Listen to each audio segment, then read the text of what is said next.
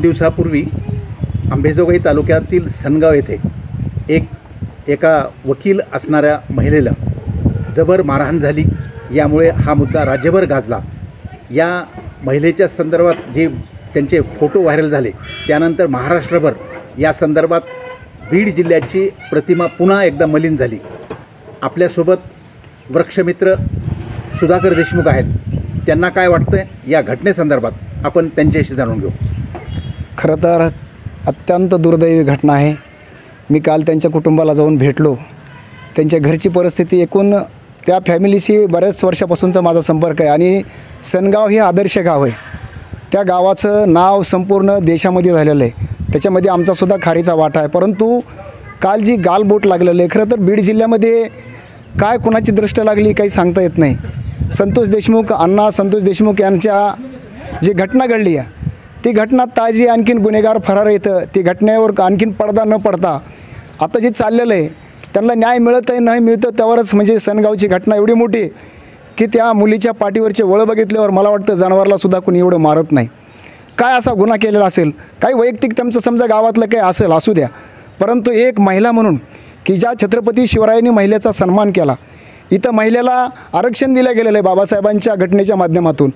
परंतु एक म्हणजे उच्च विभूषित गावचे सरपंच आणि त्या गावातील काय ती मंडळी आहे, तिने 10-12 जणांनी जे मारलं आहे, खरं तर ते मला तिचं भाग्यच असं समजावं लागेल की ती जिवंत राहिली आहे। कारण पाठीमागं जर तिच्या पाठीवरचे वळं बघितले तर खरं सांगतो माझ्यासुद्धा डोळ्याला ते बघून पाणी आलं आणि म्हणून मी काल भेट दिली, त्यांची सगळी ते घटना जाणून घेतली।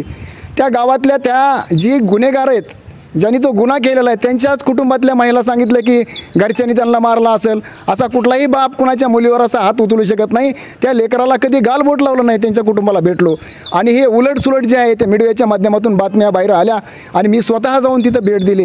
हे बघितल्यानंतर मला खूप असं वाईट वाटलं, कारण अशा घटना घडायला नाही पाहिजे आणि राजकीय लोकांनीसुद्धा आता ह्याच्याकडे लक्ष दिलं पाहिजे। ते कुठल्या पक्षाचे आहेत मला काही माहीत नाही किंवा त्याची घेणं देणं नाही, परंतु अंबेजोगाई एकीकडं आत्ताच म्हणजे पुस्तकाचं गाव म्हणून राज्यभर नाव झालेलं आहे त्या गावाचं। अंबेजोगाई शहराला एक म्हणजे कसं सांस्कृतिक, राजकीय, सामाजिक इथं एक मोठी परंपरा आहे, परंतु अंबेजोगाईच्या बाजूलाच अगदी एक 7-8 किलोमीटर अंतरावर असणारं हे सनगाव आणि या गावामध्ये एवढी मोठी घटना झालेली। मी खरं तर या घटनेचा मी असा जाहीर म्हणजे तीव्र निषेध करतो, कारण अशी घटना घडायला नाही पाहिजे।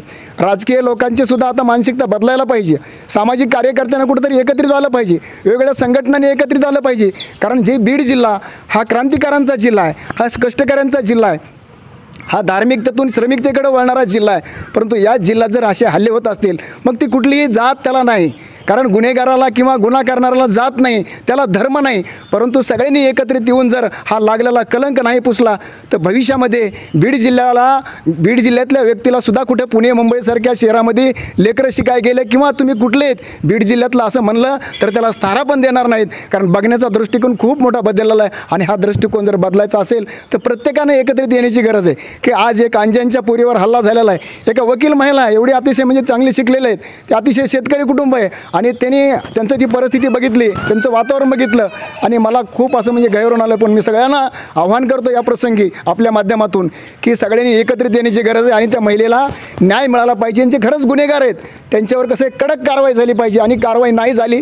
तर सर्व सामाजिक संघटनांनी वगैरे सगळ्यांनी एकत्रित आलं पाहिजे, कारण आज त्या महिलेवर हात उचललेला आहे। कारण इथं कुणाचा म्हणजे दबाव राहिलेला नाही। बोलल्या जातं की बीड जिल्ह्यामध्ये वातावरण बदललेलं आहे, परंतु आणखीन काय वातावरण बदललेलं नाही। मानसिकता बदलण्याची गरज आहे आणि मानसिकता जोपर्यंत बदलणार नाही आणि ही मानसिकता बदलायची असेल तर सगळ्या जाती धर्मातील संघटनेचे, पक्षाचे आपले झेंडे, आपला धर्म, जात बाजूला ठेवून ज्याच्यावर अन्याय व्हायला आहे त्याच्या बाजूनं आपण राहून त्याला न्याय देण्यासाठी सर्वांनी प्रयत्न करावा, मी अशी सर्वांना विनंती करतो।